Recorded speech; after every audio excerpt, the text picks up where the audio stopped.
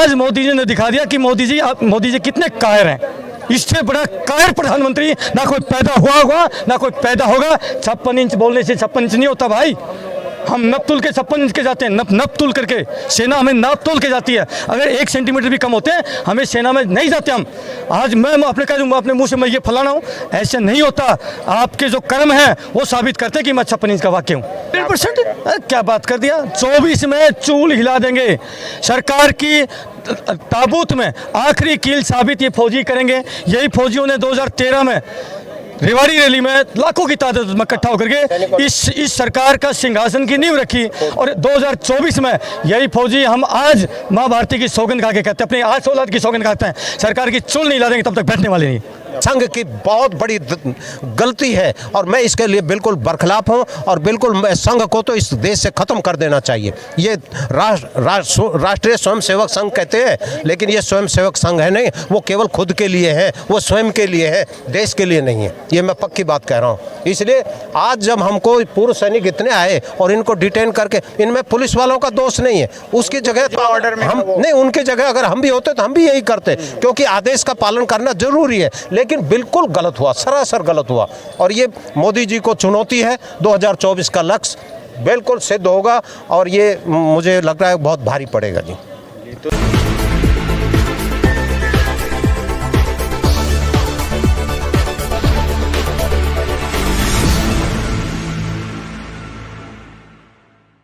मोदी साहब दिवाली पे जाते हैं, दिवाली मनाने के लिए सियाचिन ग्लेशियर में जाते हैं, दिखावा करते हैं, जैकेट पहनेंगे फौजी वाली, टोपी लगाएंगे, काला चश्मा लगाएंगे। ऐसा शो ऐसा प्रतीत होता है मतलब कि भाई कि जैसे कि सैनिक से जाते हैं उस रूप में जैसे कि सैनिक से बहुत एक सेकंड ऐसा शो करते हैं जैसे कि सैनिक को कितनी आत्मा से प्यार करते हैं, कितना सम्मान करते हैं। लेकिन ऐसा नहीं है। ऐसा होता तो यहाँ 260 दिन से फौजी बैठे हैं। आज भी फौजी आज मोदी साहब से मिलने के लिए जा रहे थे, वो भी प्रधानमंत्री होते थे। किसान जब मिलने गए प्रधानमंत्री ने दरवाजे खोल दिए और बोला सबको जना अंदर आने दो। आज अगर मोदी जी दरवाजे खोलते आज अपने घर के तो पूरा देश नतमस्तक हो जाता साहब। क्या बात कर दिया। लेकिन आज मोदी जी ने दिखा दिया कि मोदी जी कितने कायर हैं। इससे बड़ा कायर प्रधानमंत्री ना कोई पैदा हुआ होगा ना कोई पैदा होगा। 56 इंच बोलने से 56 इंच नहीं होता भाई। हम नप तुल के 56 इंच के जाते हैं, नप तुल करके। सेना हमें नाप तोल के जाती है। अगर 1 सेंटीमीटर भी कम होते हैं हमें सेना में नहीं जाते हम। आज मैं अपने कह दूँगा अपने मुंह से मैं ये फलाना हूँ, ऐसे नहीं होता। आपके जो कर्म हैं वो साबित करते हैं कि मैं 56 इंच का वाक्य हूँ। तो आप लोगों का जो गुस्सा है ये जाहिर तौर पे 2024 में उनके 100% क्या बात कर दिया। 24 में चूल हिला देंगे। सरकार की ताबूत में आखिरी कील साबित ये फौजी करेंगे। यही फौजियों ने 2013 में रेवाड़ी रैली में लाखों की तादाद में इकट्ठा होकर के इस सरकार का सिंहासन की नींव रखी। और 2024 में यही फौजी हम आज माँ भारती की सौगंध खा के कहते हैं, अपनी आज औलाद की सौगंध खाते हैं, सरकार की चुल नहीं ला देंगे तब तक बैठने वाले नहीं। हमारी मजबूरी है साहब। हमारा देश की रक्षा करना हमारा दायित्व होता है। हमारा राजनीति कोई सरोकार नहीं है। लेकिन जिस प्रकार से सरकार का रवैया है ना सर, अब देश को हमें बचाना पड़ेगा। हमारी मजबूरी है। इस माँ भारती को हम जो है लुटते हुए नहीं देख सकते। बहुत हो चुका। इस देश के गरीब की दुर्दशा है। हम गरीब के बच्चे, हम धन्ना सेठ के बेटे नहीं हैं, किसी नेता के घर के बेटे नहीं हैं। हम गरीब के बेटे हैं। लेकिन आज इस देश का गरीब तिल तिल करके सांस ले रहा है। आज हमें इस देश को बाहरी ताकतों से तो बचाते हैं, अंदर से बचाना पड़ेगा। इसलिए हम संकल्प लेते हैं, कोई बात नहीं, आज समय तुम्हारे साथ है और कल समय हमारे साथ होगा। कि 2024 में 545 की 545 सीटों पर पूर्व सैनिक खड़े होंगे। ये चुनौती है हमारी। नहीं, एक बात है, जब देश की संसद के अंदर जो शराबी, गुंडे, बदमाश टाइप के जो हैं, डाकू टाइप है, और वो जाकर के संसद में बैठ सकते हैं। हम तो अनुशासनबद्ध तरीके से काम करने वाले व्यक्ति हैं, हम क्यों नहीं संसद में जा सकते? हम भी उनसे अच्छा काम करके दिखा सकते हैं। तो इसलिए जब हम बार बार निवेदन कर रहे हैं माननीय प्रधानमंत्री महोदय से, क्या उनके पास डिफेंस ऑफिस के अंदर एक भी आदमी ऐसा नहीं जो कि कम से कम इन सैनिकों की बात तो सुन ले? और वो जो सैनिकों की बात सुनने के लिए तैयार नहीं है, तो हमें अपनी छाती जो है, जैसे मोदी जी कहते हैं ना 56 इंच का सीना है, वो चोर डाकू जो है ना, वो जो लोलुप व्यक्ति चाटुकार लोग हैं वो ही उसको पुष्टि करते हैं। अगर 56 इंच का सीना है तो भर्ती हुआ होता सेना में और तब जाकर के सेना में मिठाई बांटा होता। अब साइचिन ग्लेशियर में जाकर के वो सैनिकों को खुश करने के लिए वहाँ मिठाई बांट करके उनका दिल जीतना चाहते हैं, लेकिन यहाँ सैनिकों को एक शहीद स्मृति के ऊपर भी शहीदों को नमन करने के लिए उनको पुष्प अर्पित नहीं करने दिया। कितना दुख है।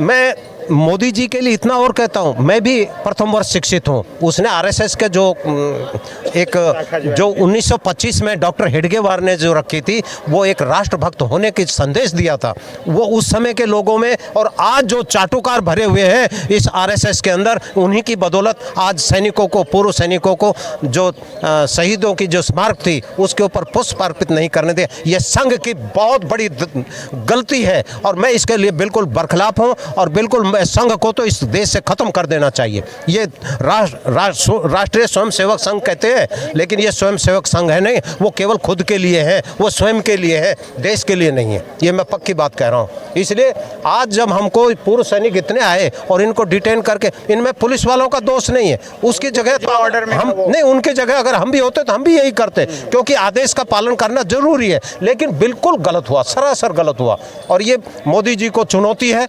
2024 का लक्ष्य बिल्कुल सिद्ध होगा और ये मुझे लग रहा है बहुत भारी पड़ेगा जी। तो जैसा आपने देखा, ये पूर्व सैनिकों का जो आक्रोश है वो साफ है कि इनको न वार मेमोरियल जाने दिया गया, न पीएम आवास जाने दिया गया, पीएम से मिलने दिया गया और इनको डिटेन करके जंतर मंतर पे लाके छोड़ दिया गया। ये लोग साफ अपनी गुस्सा जाहिर कर रहे हैं कि अगर हमारे साथ ऐसा हो रहा है, 1 रैंक 1 पेंशन भी ठीक से लागू नहीं किया जा रहा है, तो हम 2024 में सरकार के खिलाफ जाएंगे और जा कर के हम अपनी जो भड़ास है, हम अपनी जो हमारे अंदर जो दिक्कतें हैं उसको जाहिर करेंगे। तो कि अगर वोट हम मतलब ये जरूरी है कि वो जीत जाएंगे, लेकिन सैनिकों के वोट, जो पूर्व सैनिक हैं उनके वोट नहीं पड़ेंगे, चाहे वो अपने घरों में रहेंगे, ठीक है, उसका बहिष्कार करेंगे, वोट नहीं डालेंगे, चाहे वो प्रधानमंत्री बन जाए, देश के प्रधानमंत्री बन सकते हैं, लेकिन हम घर घर और वोटों को भी प्रभावित करेंगे। नहीं, आप वोट फिर देंगे किसको? नहीं देंगे, हम वोट देंगे ही नहीं, हम कहीं वोट देंगे ही नहीं है। हम भारत के हम बायकॉट करेंगे, हम वोटों को नहीं देंगे। जब ये हमारी मांगों को सुनने के लिए तैयार नहीं है तो क्या वजह है कि हम इनको वोट दे दें? अब वोट दे के तो हमारा और नुकसान होने वाला है। क्यों हम ऐसे आदमियों को वोट दें जो हमारी बात नहीं सुनना चाहते हैं? हम सिर्फ बातों को वहाँ तक पहुँचाने तक की बात करते हैं, लेकिन वो तैयार नहीं है। तो हम अपनी वोट तो दूर रही, लेकिन 4 वोटों को और प्रभावित करेंगे। जीतने के लिए वो जीत जाएँ, प्रधानमंत्री बन जाएँ, वो देश के बन जाएँ, लेकिन हमारे दिलों से वो उतर चुके हैं। हमारी तरफ से वो प्रधानमंत्री लायक नहीं रहे। जो पूर्व सैनिकों के खिलाफ जा सकता है वो ये देश के लिए, हम उसके लिए कोई प्रधानमंत्री की वो नहीं रख सकते, ख्वाहिश नहीं रख सकते। नेशनल वार मेमोरियल के अंदर श्रद्धासुमन अर्पित करके उसके बाद हमने प्रधानमंत्री आवास के ऊपर जाना था। वहाँ प्रधानमंत्री से हमारी वार्तालाप होनी थी और दिवाली की मिठाई खिलानी थी, खानी थी, लेकिन हमारा दुर्भाग्य नहीं, सरकार का दुर्भाग्य है कि हमको ना तो वार मेमोरियल के अंदर घुसने दिया और ना ही प्रधानमंत्री आवास के अंदर जाने दिया, और हमको वहाँ से बसों में भरकर यहाँ जंतर मंतर पर लाकर छोड़ दिया। और हमारे पूर्व सैनिकों ने आज ये संकल्प किया है कि आने वाले 2024 के इलेक्शन में इस भारतीय जनता पार्टी की सरकार को हम वही रास्ता दिखाएंगे जो 2014 से पहले था। जहां 2014 से पहले ये भारतीय जनता पार्टी थी, जो इनका 2 से 4 सांसद रहते थे, आगे पूर्व सैनिकों ने 2024 में ये पक्का निश्चय कर लिया है। आज का जो दृश्य देखकर, आज का जो दिन है, ये काला दिवस के रूप में मनाया जाएगा, क्योंकि पूर्व सैनिकों को अपने जो साथी शहीद है, वार मेमोरियल जो बना रखा है प्रधानमंत्री जी ने, उसके अंदर श्रद्धासुमन अर्पित भी नहीं करने दिया। सरकार है ये शहीदों का सम्मान करती है और सेना के सम्मान की बात बार बार करती है, बार बार मोदी जी कहते हैं, लेकिन क्या कारण है कि आप लोगों को अपने ही जो साथी शहीद हैं उनके यहाँ जाने नहीं दिया जाए? देखिए साहब, कहने का जो उनका जरिया है वो बहुत अलग है। जिस मकसद से हमने मोदी जी को रेवाड़ी रैली में प्रण किया था कि हम आपको गद्दी पे बैठाएंगे, और हमने गद्दी पे बैठा भी दिया। हमने अपने तन मन से इनकी पूरी कोशिश करके इस सरकार को बनाया, लेकिन इन्होंने वादा किया था मैं 1 रैंक की एक पेंशन दूंगा। उसके बीच में एक बवाल खड़ा कर दिया कि ORP हमारी नहीं दी और बाकी अफसर को हमसे भी दुगनी दे दी। हमको इस ORP में लिया ही नहीं, नायब सूबेदार, ओनली लेफ्टिनेंट, ओनली कैप्टन, बिल्कुल नहीं लिया। इस मांग को लेकर के आज हम आए थे। मोदी जी दिवाली पे सीमा पर एक सैनिक को मिठाई खाने के लिए और कठिन से कठिन जगह पर जाते हैं, खिलाते हैं। आज हम पूर्व सैनिक उनके पास आ रहे थे तो उन्होंने हमें प्रशासन को कहना था कि भाई उनको आने दो। हम ये 3-4 आदमी उनके पास जाते, फालतू नहीं जाते, और उनको मिठाई खिलाते और अरदास करते कि साहब इस ORP में संगत जो गलत काम हुआ है इसका कोई बोर्ड बैठा करके इसको ठीक करे। लेकिन वो हमारी बात आज मानी नहीं, और आज हमको बहुत बड़ा दुख हुआ है। और ये दुख इतना हुआ है कि आगे ये शायद इस सरकार को नुकसान करेगा, क्योंकि मैं हूँ, मेरा परिवार है, मेरा बेटा फौज में, मेरा पोता फौज में, मेरी पोता की बहू फौज में, हम सारे फौजी हैं। फिर हमारी नहीं सुनेगा तो आगे हम इनकी कैसे सुनेंगे? वो नारा फिर खोखला हो जाएगा, जय जवान जय किसान। पहले किसानों के साथ दर माटी किया, अभी पूर्व सैनिकों के साथ यही दर माटी कर रहे हैं। ये अच्छा नहीं होगा, इनके भले का अच्छा नहीं होगा। मुझे अफसोस है कि एक नुमाइंदा भी आके ये नहीं कह सका कि ठीक है भाई हम आप लोगों को मिलवाएंगे या फिर जो भी कमियां हैं उसको दूर करेंगे। वो आराम से बैठे हैं और हम दर खा रहे हैं। हमारी उम्र 84 साल होगी। सन 84 में पेंशन आ गया था। मैंने वो लड़ाई लड़ी है कि जो चाइना को जन्म जन्म पर दुख भारी होगा, क्योंकि रजांगला की लड़ाई एक फेमस लड़ाई है और वो लड़ाई हमने लड़के दिखाई रजांगला के ऊपर। और आज उस लड़ाई की वजह से चाइना बिल्कुल घबराता है कि ये जो फोर्स है बहुत ही मार मारने में बिल्कुल पीछे नहीं हटती। अमनेशन ख़त्म होने के बाद भी गुत्थम गुत्था हुई है हमारी, और हमने 3000 का अटैक हुआ जिसके अंदर उनका 1300 की कैजुअल्टी करी। हमारा प्रार्थना है कि सरकार या तो हमारी सुन लो, नहीं आपके हम नहीं सुनेंगे। ये हमारा प्रण है। जो नॉर्थ के इलाके हैं, आप JNK, हरियाणा, पंजाब, राजस्थान, हिमाचल और उत्तराखंड, यहाँ लगभग 60 से 70% सैनिक परिवार हैं। उनके परिवारों को एक सैनिक को आप 20 से गुणा कर लो तो कितने होते हैं। तो यहाँ वो जीतता है जो सैनिकों की वोट मैक्सिमम जिसको जाती है। जैसे उत्तराखंड की 5 लोकसभा सीटें हैं तो प्योर 70% सोल्जर से वोट पर डिपेंड करती है। जिसे सोल्जर वोट देगा वो जीतेगा।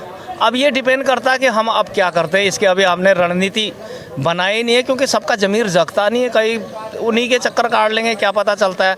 होना ये चाहिए था जैसे NDA, जो NDA के घटक दल हैं उनको प्रधानमंत्री चाहते होंगे, इसीलिए अपना समर्थन उनको देते हैं। हमारे पास न तो मांग पत्र हम दे पा रहे हैं, न तो कोई हमारी बात सुन रहा है, ना ही हमारे पास वोट का ऐसा फिक्स MP MLA है, MPs हैं जो कि गवर्नमेंट को जिसकी ज़रूरत हो हम अपना समर्थन तब दें, पहले हमारी मांग पूरी करो, जैसे अन्य दलों के घटक दल आपस में करते हैं।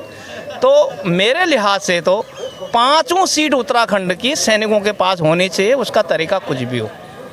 इसी प्रकार अन्य इलाकों की, ताकि जो भी सामने है, क्योंकि एकदम एकाएक प्रधानमंत्री तो नहीं बन जाओगे आप, एकाएक 543 सीट भी आप नहीं जीत पाओगे, लेकिन आपके पास कुछ इतना संख्या बल हो, ऐसा प्रजातंत्र हो, या इतनी पर्याप्त सीटें हैं जो भी केंद्र में गवर्नमेंट बैठेगा वो पहले आपकी मांग सुनेगा।